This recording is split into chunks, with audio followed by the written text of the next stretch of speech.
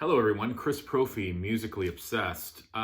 Figured I'd take a little break from reading. I was reading this book called Fat Elliot and the Gorilla um, by Manus Pinkwater. Figured I'd take a little break from that and enter another contest. This is a contest by Dylan over at The Record Spinner. And he just surpassed 1,000 subs, which is awesome. So congratulations to Dylan. If you have not checked out his channel yet, definitely search The Record Spinner and definitely check out some of those videos. I'm looking forward myself to watching more of his videos. So very simple contest. To go along with the theme of 1,000 subs, he wanted us to talk about 5 albums that we could listen to 1,000 times and not tire of. So this was actually pretty easy because I definitely have those go-to albums that I never tire of. I could listen to 1,000, 2,000, 3,000 times and just never get tired of them. So when I was doing this, I tried to think of different artists and different genres. I didn't want to just stick to heavy metal or jazz or, country or anything like that. I kind of wanted to mix it up a little bit. So you're going to see sort of a varied taste here in music. But if you watch my channel already, you know that I listen to everything. So here we go. 5 albums that I could listen to 1,000 times and never tire of. And these albums I probably have listened to 1,000 times at least. The first album, one of my favorite bands, The Monkees. This was a later album of theirs, and as you can see, Peter Tork was not a member of them at this point. This is an album called Present.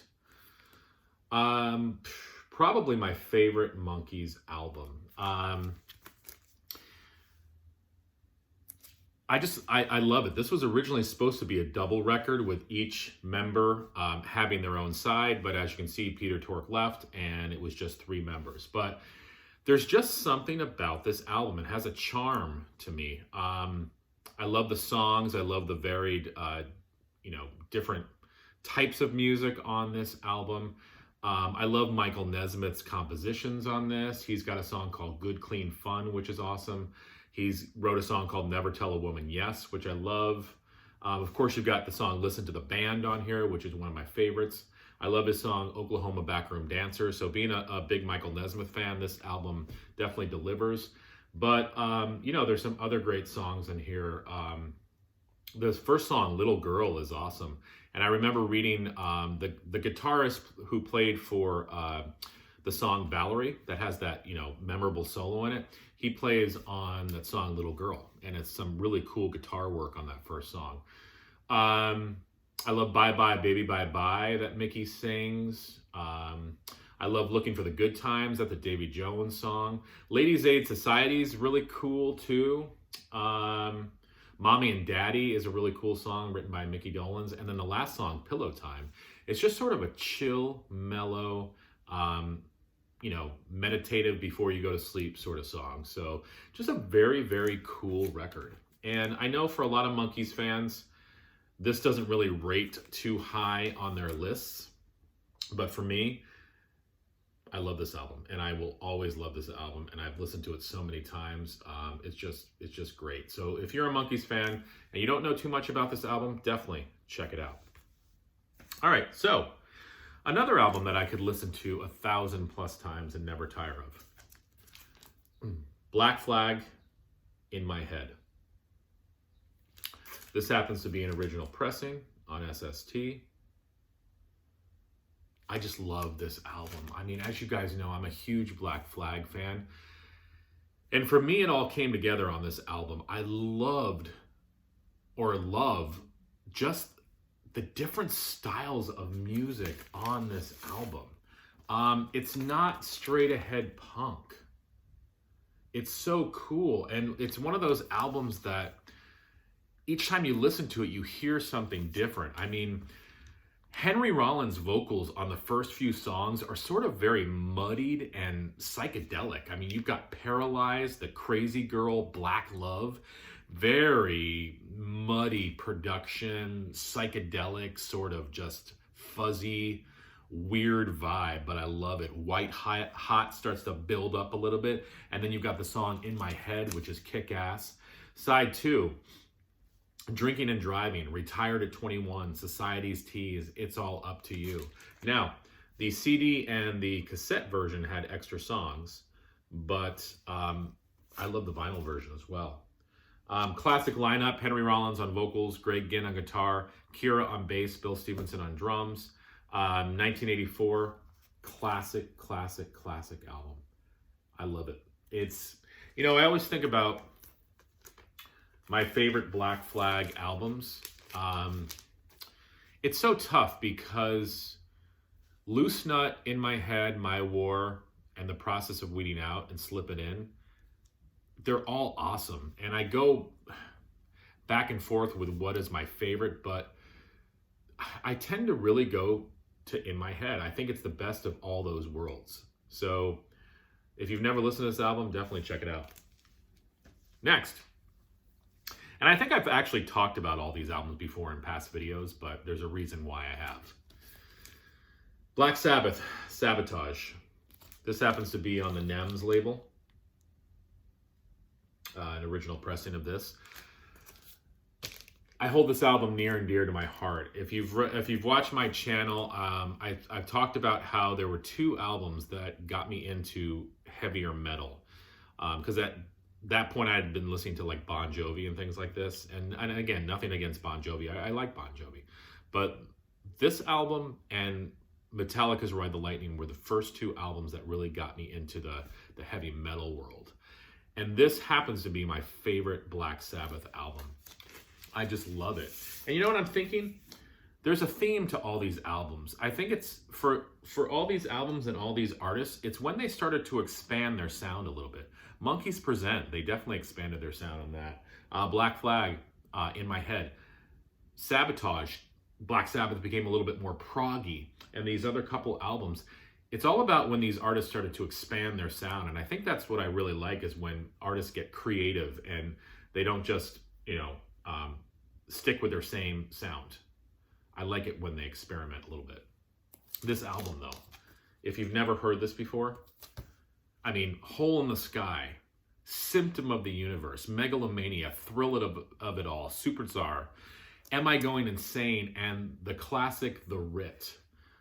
Just great songwriting, longer songs, proggy, some keyboard in there, some heavy riffs, great vocals by Ozzy. Just an all-around classic album.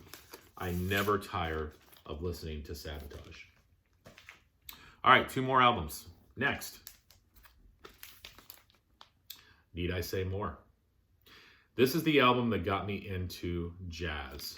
Miles Davis, Bitches Brew. This happens to be a reissue.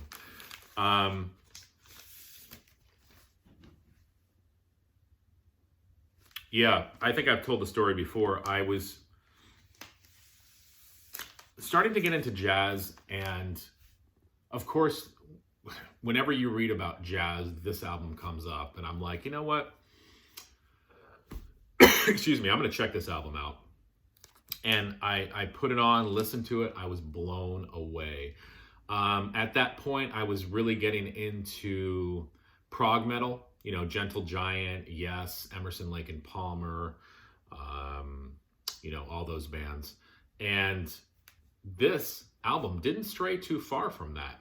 It was really cool. I love the guitar work in it. I love the longer jams. It was like heady. It was just a great album. And it's just 2 records of funky fusion jazz. I mean, Miles Davis turned the jazz world upside down with this release. And it's still fresh to listen to today. And that cover art is just amazing. And if you watch my earlier videos, I actually used to do a video on my couch, and I have the Miles Davis Bitches Brew poster behind me. So if you don't believe me, go back and look at some of my older videos. But this album, timeless. All right, and the last one. I told you I got everything here. So this just kind of continues with that theme. Frank Sinatra, Watertown. Amazing album.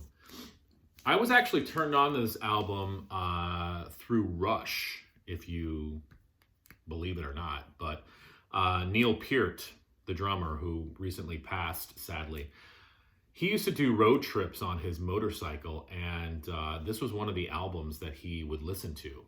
And I'm like, you know what? If it's good enough for Neil Peart, it's going to be good enough for me. And I was already into Frank Sinatra, but I never heard this album. This is an amazing concept record. It's a later album of his. Well, this is the reissue. I'm trying to remember when this came out. In the 70s at some point. I love this album because Frank Sinatra's voice is so seasoned by this point, and you believe him when he sings. I also like that his voice is not in tip-top shape by this point. It's a little worn, but that adds to the charm of this album. If you are into Frank Sinatra, if you are into concept records, definitely check out Watertown. This happens to be my favorite Frank Sinatra album. I also love She Shot Me Down. I also love A Man Alone. But I did a video on those albums by Frank Sinatra too. So those are my 5-2 go-to albums. 5-2 go-to? 5-2 go-to? No, these are my 5 go-to albums that I would listen to 1,000+ times. So let me just show you one more time real quick. Frank Sinatra, Watertown. Miles Davis, Bitches Brew. Black Sabbath, Sabotage. Black Flag, In My Head. And the Monkees, Present. So I congratulate Dylan again over at the Record Spinner for 1,000+ subs. If you have not checked his channel out, please go check that out. And listen, enjoy the rest of your President's Day. I know I am. I'm going to listen to music. Adios. Oh, stop. I have this button. It won't stop.